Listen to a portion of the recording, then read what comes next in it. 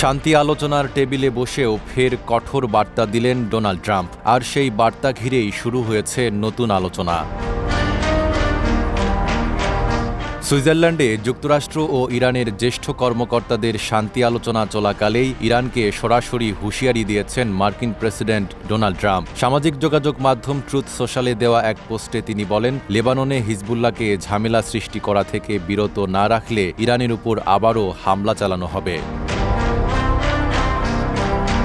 গত কয়েকদিন ধরে দক্ষিণ লেবাননে ইসরায়েলি বাহিনী এবং ইরান সমর্থিত হিজবুল্লাহর মধ্যে সংঘর্ষ চলছে। এই পরিস্থিতির মধ্যেই শুরু হয়েছে ওয়াশিংটন তেহরান শান্তি আলোচনা। RICL TMX, যুগের পর যুগ স্থাপনা থাকে মজবুত। তবে ট্রাম্পের নতুন হুমকি সেই আলোচনার ভবিষ্যৎ নিয়েই প্রশ্ন তৈরি হয়েছে। ট্রুথ সোশ্যালে ট্রাম্প লিখেছেন, ইরান যদি তাদের অর্থপুষ্ট প্রক্সিদের থামাতে না পারে তাহলে গত সপ্তাহের মতোই আবারও শক্তিশালী আঘাত হানা হবে।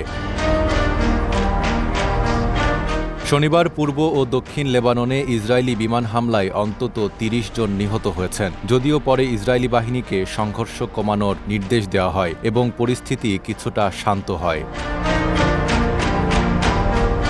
এদিকে যুক্তরাষ্ট্র ও ইরানের সাম্প্রতিক সমঝোতা স্মারকে লেবানন সহ সব ফ্রন্টে সংঘাত বন্ধের শর্ত রাখা হয়েছে। সে কারণেই চলমান আলোচনা বিশেষ গুরুত্ব পাচ্ছে। অন্যদিকে মার্কিন ভাইস প্রেসিডেন্ট জেডি ভ্যান্স জানিয়েছেন, লেবাননে যুদ্ধবিরতি কার্যকর রাখতে উল্লেখযোগ্য অগ্রগতি হয়েছে। তার ভাষায় এখনও কিছু কাজ বাকি থাকলেও তিনি পরিস্থিতি নিয়ে আশাবাদী।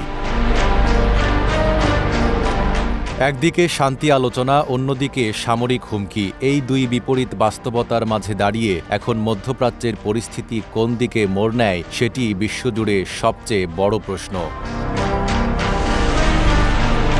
Desk report, Dhaka post.